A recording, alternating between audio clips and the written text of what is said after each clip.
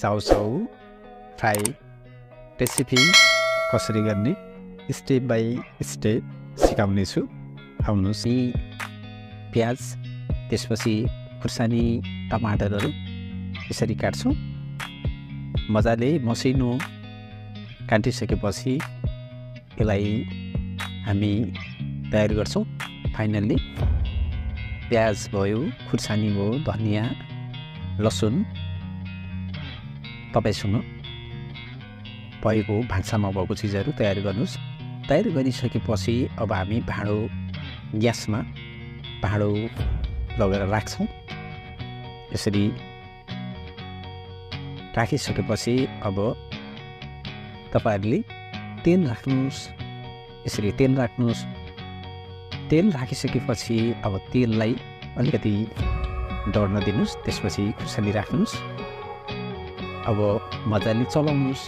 यसलाई यसको फेरि काँचो भयो भने राम्रो हुँदैन।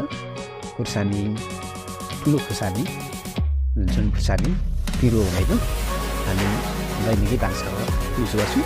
मजाले गरिसकेपछि प्याज काट्नुहोस्। अब प्याजलाई त्यो खुर्सानीलाई पनि मजाले चलाउनुहोस्। यसरी मजाले चलाउने। अब चलाइसकेपछि नुन राख्नुहोस् तपाईँलाई आवश्यकता अनुसार।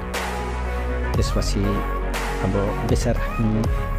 बेसारपछि अब तपाईँसँग भएको धनिया इत्यादि मसलाहरू तपाईँले मनपर्ने राखेर चलाउनुहोस्।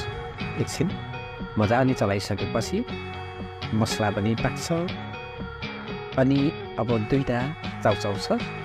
चाउचाउको मसला मैले तपाईँलाई देखाएँ। अब एकछिनपछि चाउचाउको मसला हामी राख्दैछौँ।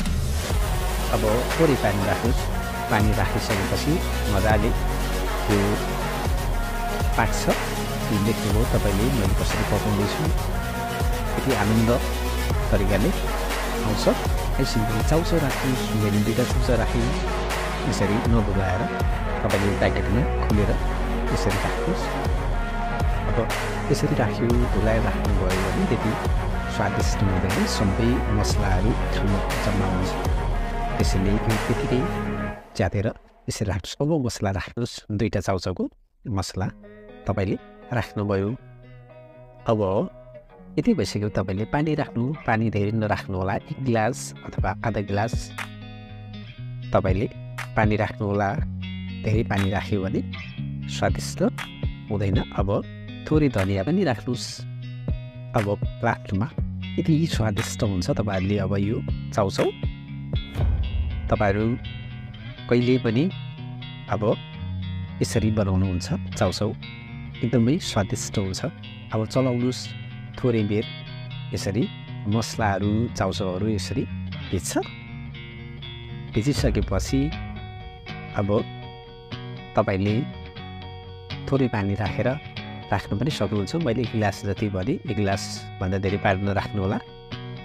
यति भइसकेपछि कम्तीमा पनि हामीले 30 सेकेन्ड जति अब छोपेर राख्छौँ। छोपेर 30 सेकेन्ड यसरी छोपेर राख्यौँ भने हामीले हाम्रो मसला सबै चिजहरू मसला धनिया जति हामीले नुनहरू राख्यौँ चाउचाउहरू राख्यौँ यसको सबै स्वादिष्ट। अब मैले यस्तो राम्रो भयो।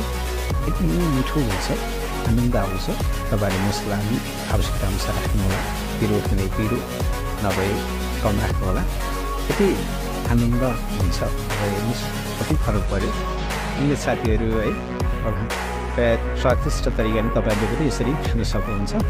सुरुदेखि स्टेप बाई स्टेप तपाईँहरूलाई सबै कुरा सिकाएको छु। र लास्टमा यसरी पाके फाइनली हेर्नु न होइन यस्तो मजाले चाहिँ अब सबै सकिन्छ। एकदमै स्वादिष्ट भयो। हेर्नुहोस् त। त्यो भएर तपाईँहरूले पनि मैले बनाएको जस्तो एकदमै मिठो नुडल्स फ्राई नुडल्स चिप्स तपाईँहरूले पनि बनाउनु होला। मजाले खानु होला। यस्तो एकदमै दामी भयो क्या। हामी चाउचाउ कतिले पकाउन आउँदैन नि होइन। त्यही भएर मैले स्टेप बाई स्टेप सिकाएको छु। यसरी खानु होला। हस्।